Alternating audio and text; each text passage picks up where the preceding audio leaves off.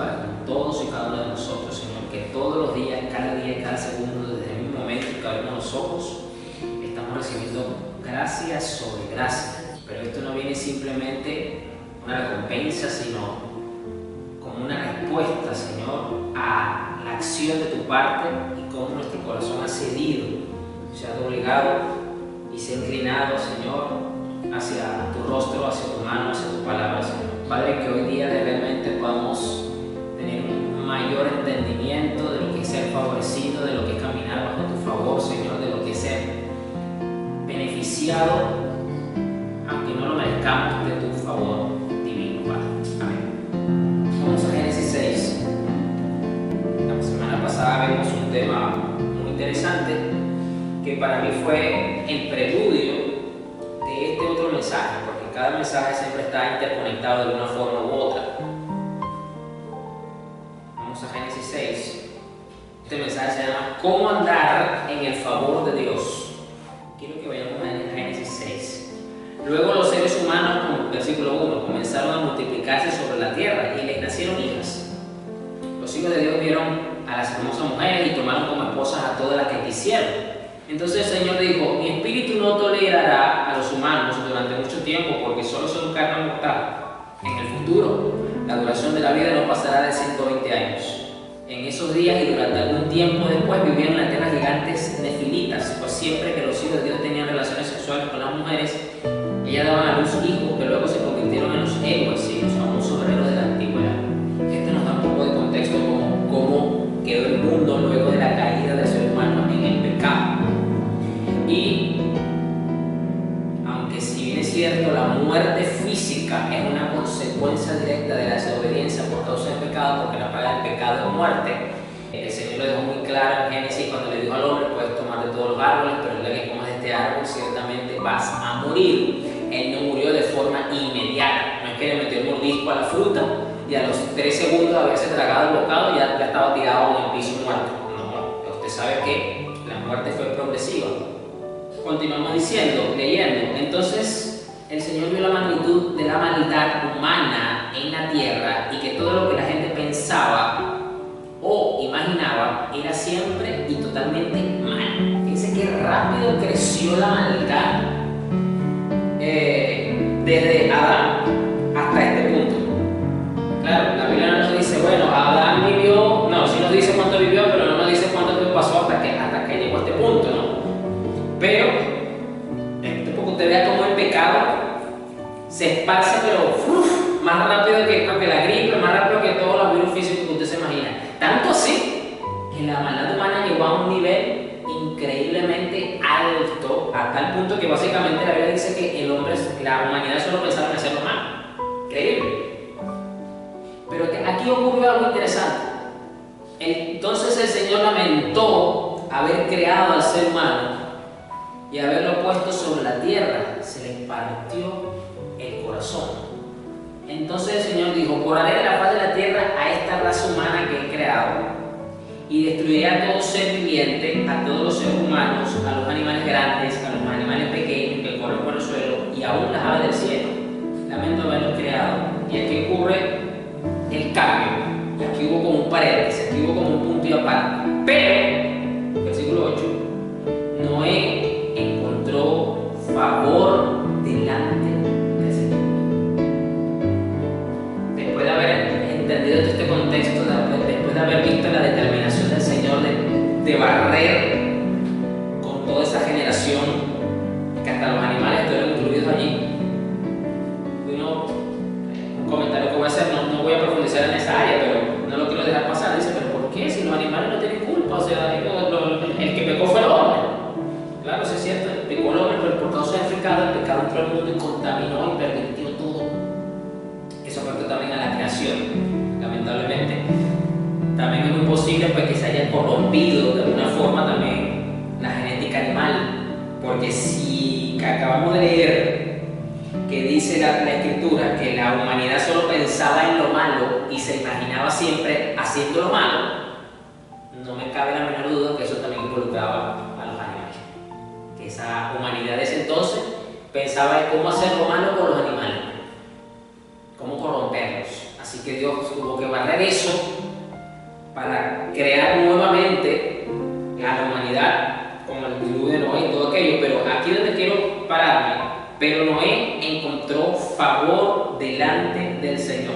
Quiero dejar en claro que aquí vamos a empezar a mirar a fondo que la palabra favor o gracia divina o favor divino, como usted le quiere decir, viene del griego de la palabra charis y significa gracia, significa benevolencia, significa regalo inmerecido, significa favor divino. En hebreo también la palabra significa lo mismo: gracia, aceptación, favor inmerecido. Es decir, no habla de mérito humano, sino de inclinación divina hacia alguien. Usted puede decir, bueno, pastor, pero si no es un mérito humano, o sea, no es que Noé hizo algo para ganarse el favor divino, ¿qué pasó aquí? Porque dice, pero Noé encontró favor delante del Señor. Y eso es lo que vamos a mirar. ¿Cómo es posible que este hombre que tuvo el favor, fue favorecido por la gracia divina, sin haber hecho nada según sus méritos? Porque ya sabemos que la gracia es algo inmerecido, o sea, tú no te lo mereces, tú no hiciste nada para ganártelo, pero aquí dice que no salió favorecido. No fue simplemente porque el plan divino de Dios tenía que de alguna manera tomar seres humanos, porque a raíz de de la familia de Noé, de los 3 hijos de Noé, es que se repobló el mundo. Es decir, toda la raza humana que conocemos hoy día, las diferentes etnias, vienen con alguno de estos 3 hijos de Noé. Por ahí viene todo. Pero ¿qué ocurre acá? ¿Cómo es posible que este hombre, en medio de este caos, en medio de esta corrupción, en medio de este juicio divino, porque básicamente Dios estableció un juicio sobre la humanidad en este entonces, haya logrado tener el favor de Dios? ¿Cómo fue esto posible? Y esto es lo que vamos a ver mirando, porque estos son principios que también se aplican hoy día. Si bien es cierto, aquí vemos algo también, que no estaba presente la ley mosaica. Recuerden que todavía Moisés ni siquiera había nacido. Esto pasó muchos años atrás, pero muchísimos siglos atrás, antes de Moisés. Así que no estaba ni siquiera la ley presente. ¿Qué quiere decir esto entonces? Que la gracia siempre fue el punto donde Dios quería llegar con la humanidad después de la caída en el pecado. Pero este no fue el primer punto. Lo vemos cuando precisamente Adán y Eva pecan. El hecho de que Dios haya tomado vestimentas hechas de cuero de animal es porque tuvo que matar, sacrificar a un animal para vestirlos. Eso ya es un acto de misericordia de parte de Dios. Eso ya es un acto de misericordia, de favor, a pesar de lo que acababa de ocurrir. Entonces, no es raro ver esta manifestación. Segundo, sabemos que Dios es un Dios de misericordia, Dios es un Dios de benevolencia. Así que la gracia siempre ha estado allí como ese ente que se iba a revelar en su máxima expresión ahorita. La ley, cuando vino Moisés, lo que hizo fue exponer la necesidad del ser humano de ser favorecido. Porque la ley, ¿qué es lo que lo hace? La ley es lo que nos revela a nosotros en nuestra conciencia, en nuestra condición, que estamos mal, que hemos pecado, que no podemos cumplir con Dios y que por mérito propio lo que merecemos es la muerte. ¿Por qué? Porque la paga del pecado, ¿qué es? La muerte. Entonces, la gracia siempre estuvo acá. La gracia siempre estuvo presente. Yo conversaba hace años con una persona sobre este tema y él me citaba. Él no entendía por qué se enseñaba que en el Antiguo Testamento era simplemente la ley y que la gracia vino después con el sacrificio de Cristo en el Nuevo Testamento. Y él me citaba este pasaje. Yo le dije, lo que pasa es que ha habido una mala interpretación y una mala explicación también sobre el tema de la gracia. La gracia no es que vino a aparecer inmediatamente y exclusivamente a partir del Nuevo Testamento en adelante del sacrificio de Cristo. No. Siempre estuvo acá, siempre fue ese el plan de Dios, la gracia, el favor inmerecido. Siempre estuvo presente. Y esto que vemos acá es básicamente una antesala a lo que era el plan de redención, tal cual. Entonces, el favor no fue suerte, no es que no tuvo suerte, no es que tuvo carisma natural, no era tampoco una manipulación. Aquí lo que podemos mirar es que a pesar de la actitud de la mayoría de la humanidad de la época, esto a mí me dice que Noé no tuvo la misma actitud y el mismo estilo de vida que la mayoría. Y eso hay que tenerlo claro. Lo podemos mirar también en la vida de Lot. Si Si bien es cierto que cuando Abraham y Lot crecieron tanto económicamente, tuvieron mucha ganadería que el campo no les daba y decidieron pues separar sus vidas, y Lot decidió irse hacia la zona que consideró que era mejor, resulta que cayó fue Sodoma y Gomorra. Él se estableció allí, eso lo dice la Escritura. Pero también dice que Lot vivía, ¿cuál sería la palabra? Consternado, vivía mal por ver y escuchar todo lo que le tocaba ver y escuchar todos los días en la ciudad donde él decidió establecerse. Entonces Lot no se contaminó con las actitudes, con los comportamientos de los sodomitas y de los... Y por eso Dios tuvo en parte misericordia, no solamente porque era sobrino de Abraham, no era solamente porque Abraham intercedió por él, sino porque Dios vio la actitud y el comportamiento que tuvo Lot, que se nota, porque al final tú te das cuenta que él tuvo la determinación clara de salir, pero la que titubeó fue la esposa. Entonces, podemos decir que aquí también que de Noé pasó lo mismo. Noé tuvo una inclinación no hacia lo malo, sino hacia lo que es verdadero. Recordemos que si bien es cierto que en este punto Dios no había dado la ley, o sea, la gente no sabía que robar como tal estaba mal, que la codicia y todo, pero todo ser humano, por fábrica, el Señor nos ha dejado algo llamado conciencia, donde tenemos un estado interno que nos dice eso está mal, eso está bien. Es decir, tenemos un código moral de fábrica en nosotros. Y a través de ese código moral es que el ser humano, a pesar de que no le hayan predicado nunca, a pesar de que quizás sea una persona analfabeta que no sepa ni leer ni escribir, puede tener en su conducta, en su estilo de vida, un comportamiento bueno, no malo. Y eso es exactamente lo que pasó con la vida de Noé. Y esa es la razón por la cual Noé encuentra el favor de Dios. Es decir, él no lo estaba buscando, él no sabía que eso iba a ser una consecuencia, pero Dios puso el favor y caminó con el favor de Dios el resto de su vida.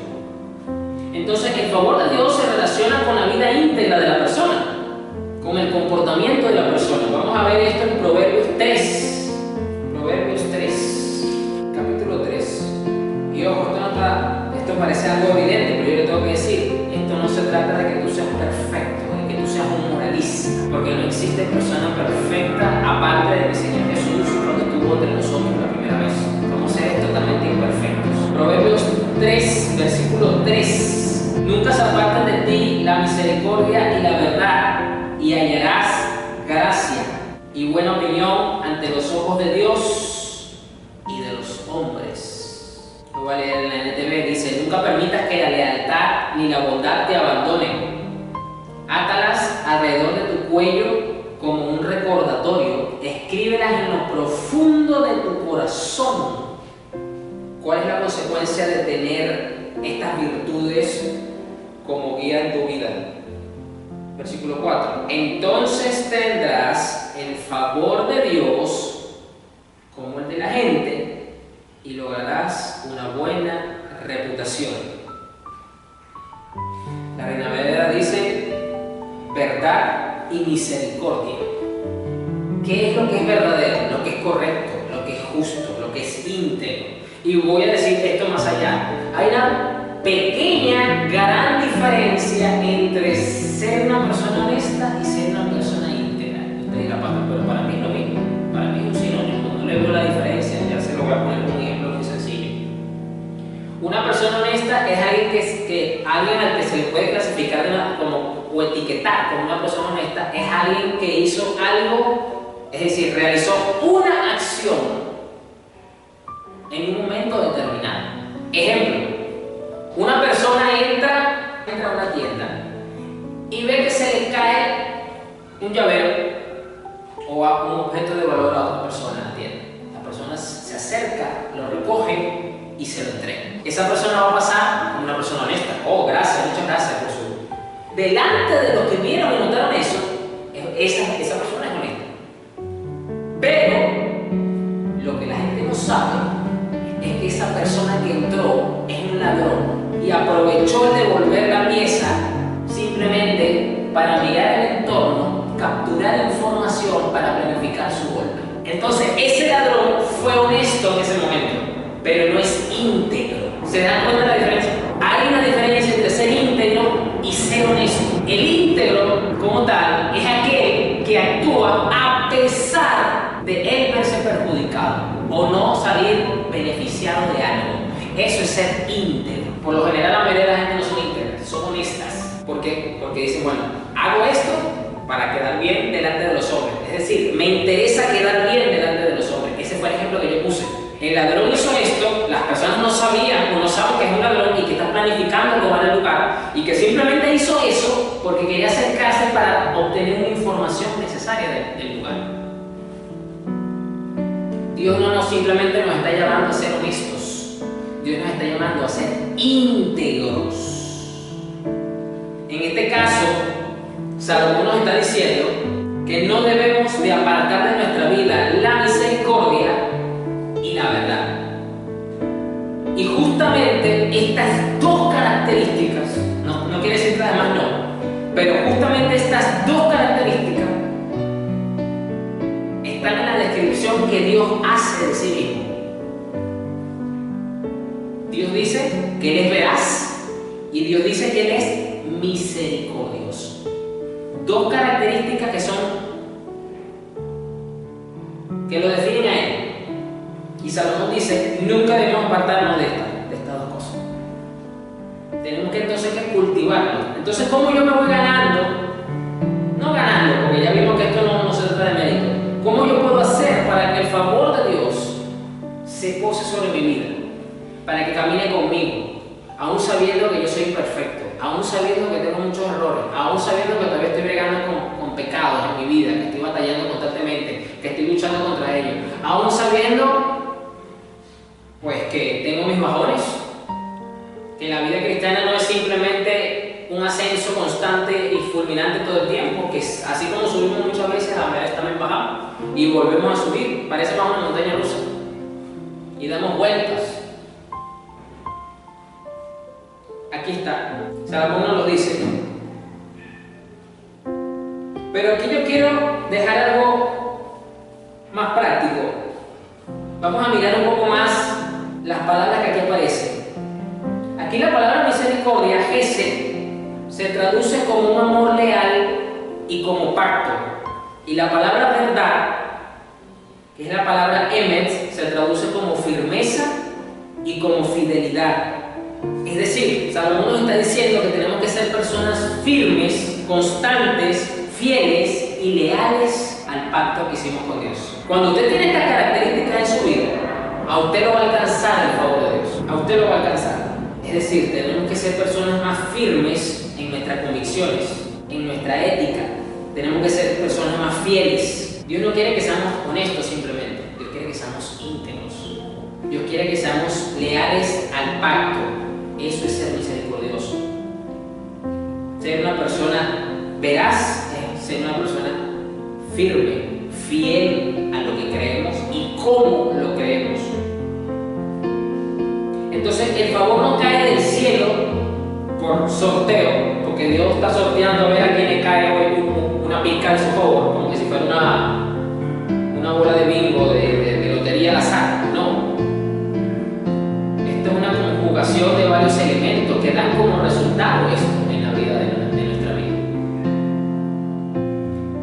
Tiene que ver entonces, o está ligado a el carácter tuyo y mío, a la coherencia entre lo que decimos y lo que hacemos o cómo vivimos y la fidelidad a esas cosas. Ahí está. Eso es lo que está diciendo Salomón. Eso es lo que podemos ver sobre la vida de Noé. Noé tenía un carácter evidentemente muy distinto al resto. Eso lo seguimos viendo cuando usted sigue leyendo la vida de Noé. Usted se da cuenta que él duró bastante tiempo construyendo el arca. Eso no fue de la noche a la mañana, porque recuerda que él solamente contaba con su familia, que eso incluía a su esposa, a sus 3 hijos, a los hijos de sus hijos y a las yernas. A más nadie. ¿Por qué? Porque mientras ellos estaban enfocados, él estaba liderando su familia para obedecer a Dios y para cumplir con esto, él tenía a sus vecinos burlándose de él, viviendo en impiedad en base a la maldad que ya vimos allí. Entonces, aquí vemos definitivamente el carácter de Noé, Vemos la coherencia entre lo que él decía y cómo él vivía y lo que él manifestaba. Y se mantuvo fiel. Los estudiosos dicen que Noé tuvo que haber durado aproximadamente alrededor de entre 80 y 100 años para hacer el arca. Para hacerla, recuerden, no como a él le parecía, no según sus capacidades, no, para cumplir fielmente con la exigencia de Dios, porque Dios le dijo, así como a Moisés después le dijo, mira, lo vas a hacer así, así, así, así, así. A Noé también le pasó lo mismo, lo vas a hacer un arca, la vas a hacer así, así, así y así. Y él tenía que cumplir con eso. Así que tomando en cuenta todas estas cosas, dice que demoró entre 80 a 100 años para cumplir con el arca, para que estuviese lista. Y durante esos 100 años tenía que mantener y fortalecer su carácter, o sea, su temple, su moral, su ética, su coherencia con los de afuera y con los de adentro también. No como decía mi abuela, que oscuridad para la casa y luz para la calle. No, tiene que ser luz para la casa y luz para la calle. Y tenía que ser fiel. ¿Para qué? Para que la gracia y el favor de Dios siguiese sobre su vida, para que el favor de Dios lo acompañase siempre en todo lo que estuviese haciendo. Entonces, el favor de Dios no es algo que se persigue para tú tomarlo como algo que te mereces, sino algo que se cultiva viviendo delante de Dios, como Dios manda, como decía mi abuelo, como Dios manda ahí. Vamos a ver otro caso donde vemos el favor de Dios actuando a pesar de las dificultades, a pesar de las situaciones que podemos afrontar, porque a veces creemos que estar favorecido, tener el favor divino, nos mete en una burbuja que nos hace inmunes a ciertas situaciones. Nada que ver. Al contrario, gracias al favor divino es que logramos sacarle provecho a las dificultades, aunque sean difíciles o negativas. Vamos a Génesis 39, versículo 21. Voy a leer del 19. Génesis 39, 19 dice: Potifar se enfureció cuando oyó el relato de su esposa acerca de cómo José la había tratado. Y usted sabe que esto era mentira, porque lamentablemente José fue víctima de esta mujer desde que llegó a esta casa. Y como logró su cometido, pues lamentablemente lo incriminó en algo que no era. Pero, ¿quién iba a decir que no si Potifar le quería a la mujer? Y José fue incriminado y fue llevado a la cárcel. Entonces agarró a José y lo metió en la cárcel donde estaban los presos del rey. José quedó allí, escucha 21, pero el Señor estaba con José en la cárcel y le mostró su fiel amor. El Señor hizo que José fuera el preferido del encargado de la cárcel. Me gusta que lo dice esta versión. Reina Valera dice: pero Jehová estaba con José y le extendió su misericordia y le dio gracia y favor en los ojos del jefe de la cárcel. Y usted sabe, José fue vendido como esclavo, fue falsamente acusado por la ESTA, fue encarcelado injustamente y aún así tenía el favor de Dios. Entonces muchos creen, si tengo el favor de Dios todo me irá bien. No. Puedes estar en crisis, puedes estar atravesando una situación complicada y difícil, tan igual o peor que la que está pasando José, y aún así tener el favor de Dios operando en tu vida, de alguna manera. Y aquí lo dice. Es decir, a pesar de esta falsa acusación, de este encarcelamiento injusto, el favor de Dios permanecía y estaba obrando sobre la vida de José. ¿Por qué? Una vez más se repite el patrón que vemos en Noé. José se mantuvo ¿qué? Fiel, firme en sus convicciones, con coherencia. Sí, yo estoy pasando por estas situaciones, mis hermanos me vendieron, estoy aquí trabajando ahora como el mayordomo principal o el esclavo mayor, como usted lo quiera ver, de la casa de este hombre, pero yo sé en quién he creído, quién es mi Dios y tengo mi convicción firme, y eso lo mantuvo en coherencia total desde que llegó a esa casa en todo momento. Y por ese motivo, él no cayó en los brazos de esta mujer, porque tuvo carácter. O sea, se mantuvo leal al pacto y a su convicción, a su fe. En ningún momento se doblegó, se dejó caer. ¿Dónde lo vemos esto? En el versículo 8 del capítulo 39. La mujer era muy intensa. La mujer tenía una fijación sexual con José, bueno, impresionante. La mujer, sí o sí, bueno, a tal punto que le daba hasta la orden. Ven y acuéstate conmigo, le ordenó a ella. Le ordenó a ella, o sea, ella quiso hasta abusar de su autoridad por ser la dueña de la casa, ¿no? Y se supone que José también era un empleado de ella, para ver si de esa manera se aprovechaba. ¿Qué dice? Pero José se negó, le contestó: mi amo confía en mí y me puso a cargo de todo lo que hay en su casa. Nadie aquí tiene más autoridad que yo. Él no me ha negado nada con excepción de usted, porque es su esposa. Y mire lo que realmente no es solamente eso que está aclarando. O sea, a mí no me contestaste tú, a mí me contestó, y le dio cuenta a su esposo, número uno. Pero lo que más enfatiza José no es eso, es lo que dice: bueno, ¿cómo podría yo cometer semejante maldad? Sería un gran pecado contra Dios, no dice contra su marido. Lo que lo frenaba, porque yo no sé, en realidad no lo dice, uno lo ve en las películas que ponen a la esposa de Potifar como una mujer guapa, como una mujer voluptuosa, y no lo pongo en duda tampoco, porque si la mujer, lo más seguro es que buscaba tentarlo, buscaba, como decimos en mi tierra, meterse por los ojos. Así que no creo que haya sido una mujer fea, no creo que haya sido una mujer desarreglada. Pero aún así, a pesar de eso, José dijo: no, ya va, lo siento, pero yo no puedo pecar contra Dios, no contra su marido, que yo me doy cuenta de él, está bien, no es contra él que yo le estoy haciendo esta maldad. O sea, a José le preocupaba más el pecar contra Dios que el pecar contra Potifar. Y eso habla del carácter, de la firmeza del carácter, es decir, de la verdad, de la veracidad que nos apartaba el corazón, sino de la misericordia que era leal al pacto que lo había hecho. Vea cómo se repite el mismo patrón en Noé, se repite ahora en José, y lo vemos ahora como comenzamos en Génesis más abajo. Usted sabe, él fue incriminado, pero él se mantuvo íntegro. ¿Sufrió las consecuencias? Sí, pero el favor de Dios estuvo allí presente. Estuvo allí presente, ya lo vimos. Entonces, el favor de Dios no es que nos evita las dificultades, nos evita las injusticias, como en el caso de José. No, pero sí cambia el resultado. Sí lo cambia. Entonces, el ser favorecido por Dios no siempre cambia tu situación de forma inmediata, pero sí cambia nuestra posición dentro de ella. Eso es importante tenerlo presente. Vamos a ver otro rasgo del carácter, que es un imán, es algo compatible con el favor de Dios y que se tiene que cultivar en nosotros. Vamos a Santiago, ahora vamos al Nuevo Testamento, Santiago 4, versículo 6. Santiago 4, versículo 6 dice: sin embargo, Él nos da aún más gracia para que hagamos frente a esos malos deseos. Como dicen las Escrituras, Dios se opone a los orgullosos, pero muestra su favor a los humildes. Y yo quiero resaltar algo que es muy interesante. La Reina Valera dice: Dios resiste.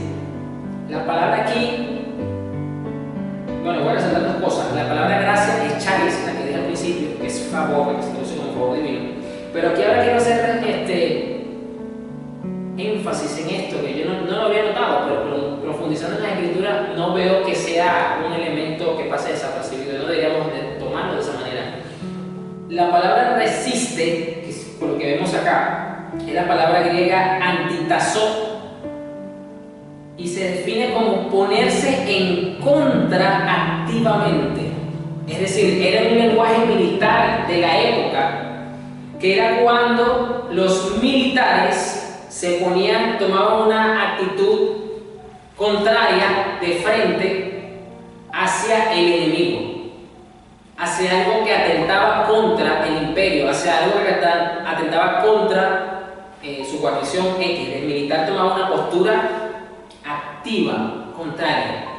Y aquí dice que Dios se opone a los soberbios, es decir, Dios resiste de una forma muy activa el orgullo, la prepotencia, la soberbia. Entonces no es que Dios ignora al orgulloso, como he escuchado a otros predicadores. No es que lo ignora, es que se le opone activamente, se le opone. Y eso hay que tenerlo presente. No es que Dios te ignora, es que Dios se te opone. Entonces el orgullo que hace bloquea el favor divino, pero la humildad lo atrae, lo activa como un imán. Esto no es poca cosa, porque esto es algo que tiene que ver con el carácter del individuo, algo que tiene que ver con el carácter del creyente, algo que tiene que ver con el carácter de la iglesia, del pastor. Es eso lo que Dios quiere. Cuando usted cultiva cultiva esto en el carácter, en su carácter, cuando usted es una persona que cultiva la humildad, usted está desbloqueando el favor de Dios sobre su vida, para que esa influencia usted le llegue. Pero cuando usted se resiste a crecer en humildad, Dios se le resiste a usted con su favor divino. Porque eso es lo que está diciendo acá el apóstol Santiago. Esa palabra es un término militar, que es cuando los militares grecorromanos se oponían a algo de forma activa, de forma abierta, de forma consciente. Y eso es lo que está diciendo acá. Dios se opone, se resiste. No es que te ignora, no es que. No. Es más fuerte todavía. Así que no es un pequeño detalle, es un gran detalle a tener en cuenta. Vamos a ver ahora otro elemento que podemos nosotros tomar, cultivar, tener presente en nuestra vida para que las bases del favor de Dios se sostengan, sea firme, sea sólido, y no sea algo temporal, sino algo permanente. Vamos a Lucas 1:30. Lucas 1:30 dice, hablando de María precisamente, dice que el ángel la visitó y le dice, no tengas miedo María, le dijo el ángel, porque has hallado el favor de Dios.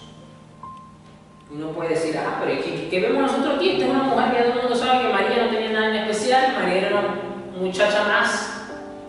Sí, pero algo que me revela qué fue lo que vio, lo que tuvo María que cultivar en su vida, lo vemos precisamente en el versículo 38, después que el ángel Gabriel le da la palabra, le dice que va a tener un niño y todo aquello. María le responde en el versículo 38, soy la sierva del Señor, que se cumpla todo lo que has dicho acerca de mí. Y el ángel la dejó. Lo que vemos acá en María es que María tenía un corazón que estaba totalmente rendido y dispuesto para hacer lo que Dios quería que hiciese, a pesar de lo que le tocase afrontar. Porque sabemos pues que socialmente hablando no le tocó fácil a María. ¿Cómo es eso que una joven de 16 años ahora salió embarazada de parte del Espíritu Santo? ¿Qué es eso? La presión que se tuvo que tomar José.